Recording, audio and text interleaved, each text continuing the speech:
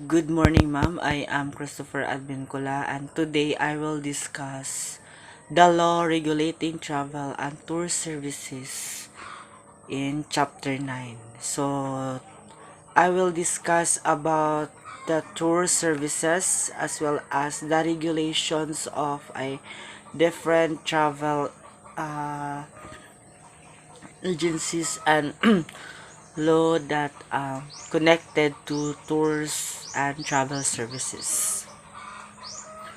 So for the learning objectives, I will enumerate the procedure in setting up a travel agency. They identify the responsibilities of a legitimate travel agency of tour operator. Then differentiate the ethical from unethical practices by travel agencies and tour operators. So I will discuss the ethical and the ethical practices also by different tour operators, and the examples, issues, concerns, and problems travel agencies and tour operators may have in the conduct of their business. So for the content, nature and description of the business, accreditation of travel agencies and tour operators, also the accreditation of tour guides and the prohibitions on against engaging in recruitments of the activities. So if you talk about travel, so dahil mo connect ang mga different types of transportation. It's either the land, the sea, and the air. So we will tackle about the accreditation that the tour guides must have and the requirements of a travel business that they should comply in order to operate in the travel industry. So, as part of our tourism industry, the pivotal role of travel agency is regarded as revenue support to the nation's economy. So, din ato malalis that a travel agency has a big contribution also in the economy of our nation. So, as we observe, kung asa tamudong so naadjud ang mga travel agencies, ba? Ang mo cater nato especially kung modong taog barko ay mo sakay taog barko mo or air transportation. So travel agency has always there in order to para ma-comply sa atong mga requirements aron makadong ta sa laing from one place to another. So considering that our tourism industry has already become a matter of public interest, it calls for its promotions and regulation by our government. So the law regulating travel and tour services in this chapter involved implementing rules and regulation by the Department of Tourism. So travel and business tour operators is part of the Department of Tourism. Department of Tourism handle the travel agencies in different agencies that caters to the tourists or the people who wants to travel, and also the department the Supreme Court decisions which define the nature of the business of a travel agency and tour operator. So likewise, a background on the validity of e-ticketing. So e-ticketing is also known as online booking. So in the virtue of Republic Act of 8792, also known as Electronic Commerce Law, has been included. So for the nature and description of the business, so tour operator shall mean an entity which may either be a single proprietorship, partnership, or corporation. So tour operator is considered as in the business industry. So pwede siya single proprietorship, which is there is one owner of the business.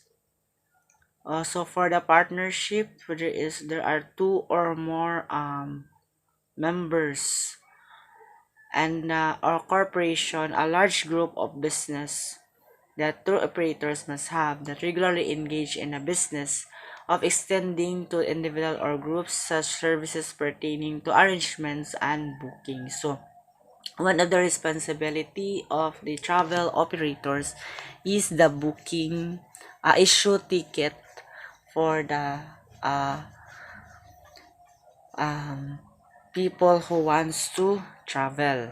So, or accommodation, handling, or conduct inbound tours, whether or not or for free, commission, or any form of compensation.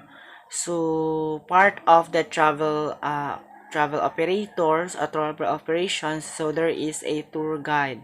Tour guide is mga mo guide for the mo guide sa mga tourists or yes, tourists para sa mga especially sa mga international tourists nga wala kaila sa atong kanang tourist spots. So there will be a tour guide who guide them in order for them para dili pud sila so that they will know about this tourist spot.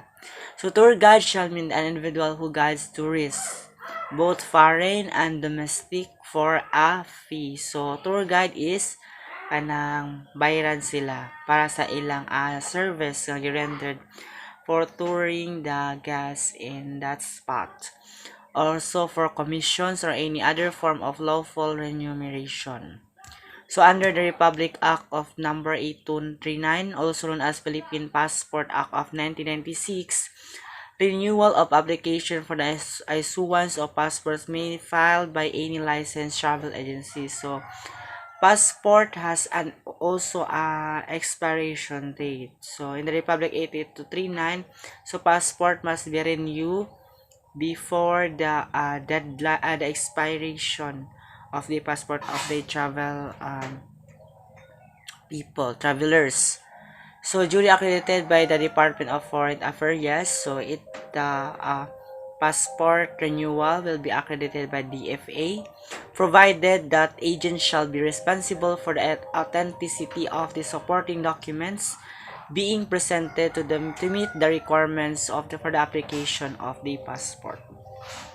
So applying passports or renewal for the passport has also requirements that must accredited by the Department of Foreign Affairs, and also for the authenticity of there is a supporting documents presented. So for the accreditation of travel agencies and tour operators, so for the section 2, who may apply for accreditation, the following may apply for accreditation as tour operators and travel agencies. So these are the requirements or the qualification who wants to apply for the passport. So first, a resident Filipino citizen. Second is a partnership organized under the law of the Philippines, at least 60% of its capital being owned by Filipino citizens. So for the corporations organized under the law of the Philippines, at least 60% of the subscribed common or voting shares of stocks of which is owned by Filipino citizens, and the compensation of board of directors.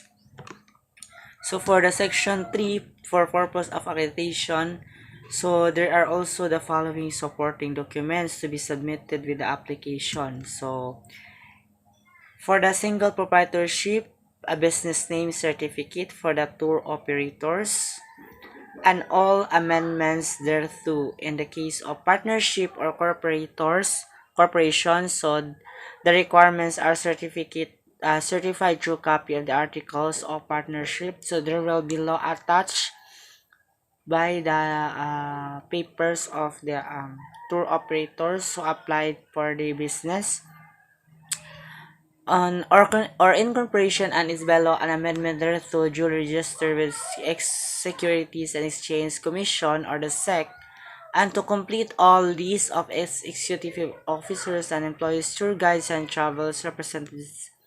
So indicating the nationality, home address, and experience, including the names and establishment previously affiliated with position. So for the section 3, also for purpose of accreditation, so there will be the following documents to be submitted during the application. So for the managerial, proof the requirement is proof that he at least 3 years managerial experience and tour operation. So they own a degree of the Bachelor of Science and Tourism, and he or she is graduated by that program. So also proof that at least two of the permanent staff have at least 2 years experience in tour operation. So kailangan na experience. So for purpose of accreditation in the following supporting documents to be submitted with the application. So for for officers and employees, valid visa from the Bureau of Immigration and a proper permit of Department of Labor and Employment. And also the contract of lease or contract to lease, the office space intended, the use of agency or the absence so thereto.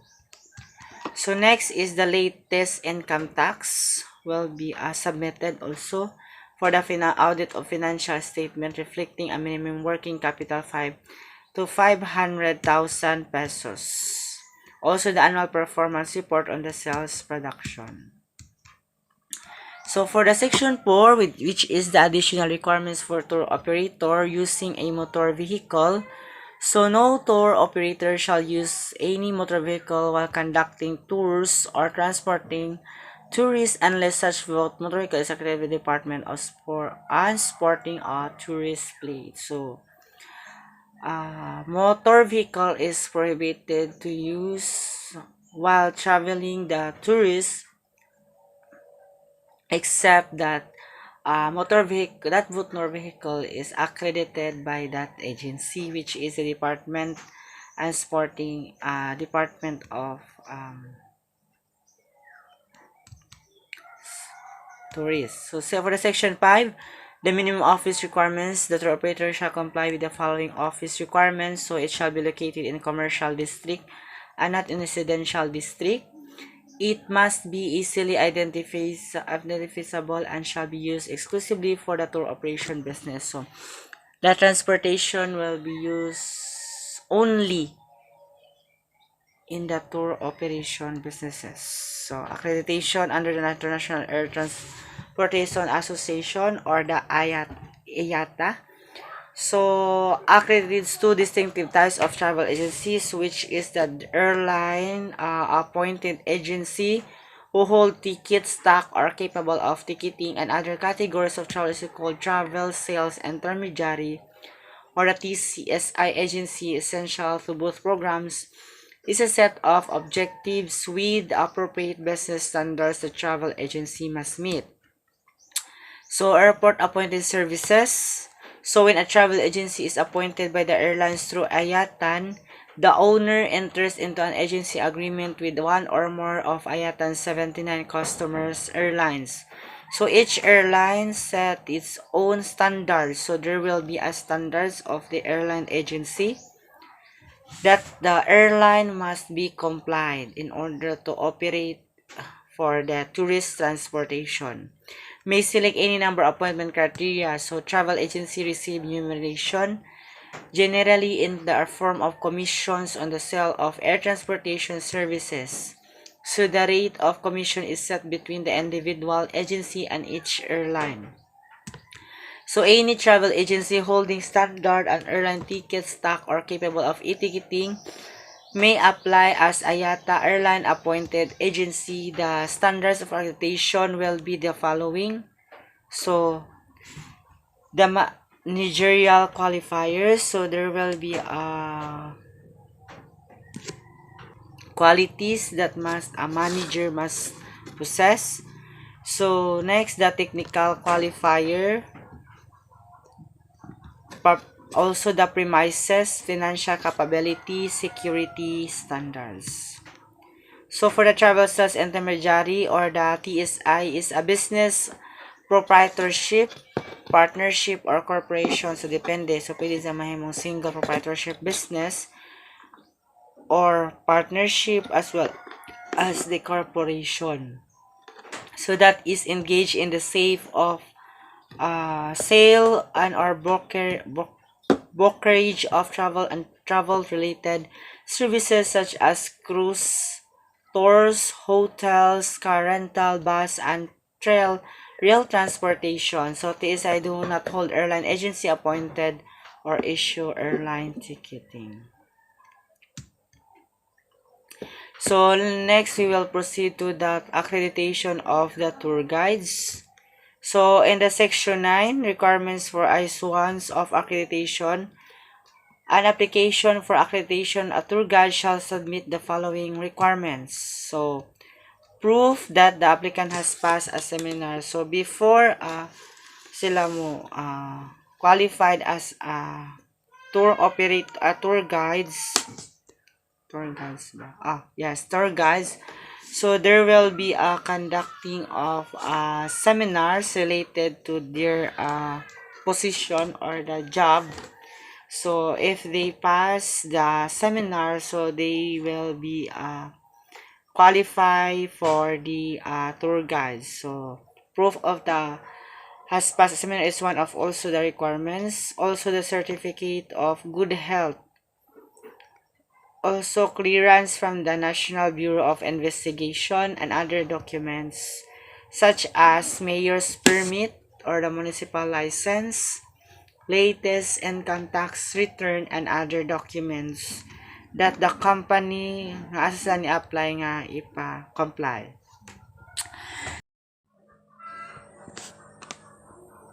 So, e-ticketing is one of the most significant opportunity to reduce cost and improve passenger convenience. So, if you talk about e-ticketing, so mostly mo na ni ang mga online booking.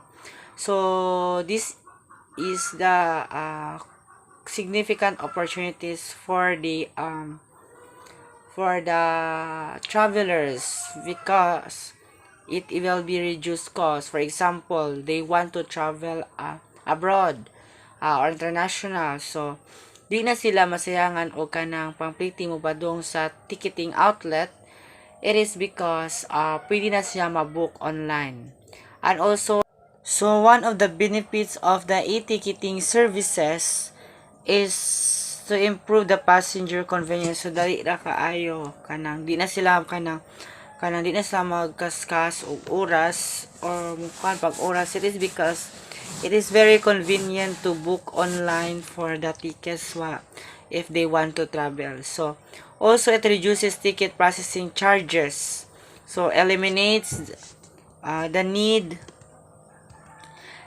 for papers and allows greater flexibility to the passenger and travel agent to make changes on the itinerary. So under the Republic Act number of 8792 June 14, 2000, also known as the Electronic Commerce Act, an electronic document refers to information or the representation of information, data, figures, symbols, or other modes of written expressions described or however represented by which a right is established or an obligation extinguished or by which a fact may be approved and affirmed, which is received, recorded, transmitted, stored, processed, retrieved, or produced electronically. So that's it for my discussion about the travel and tours operators, and thank you and God bless.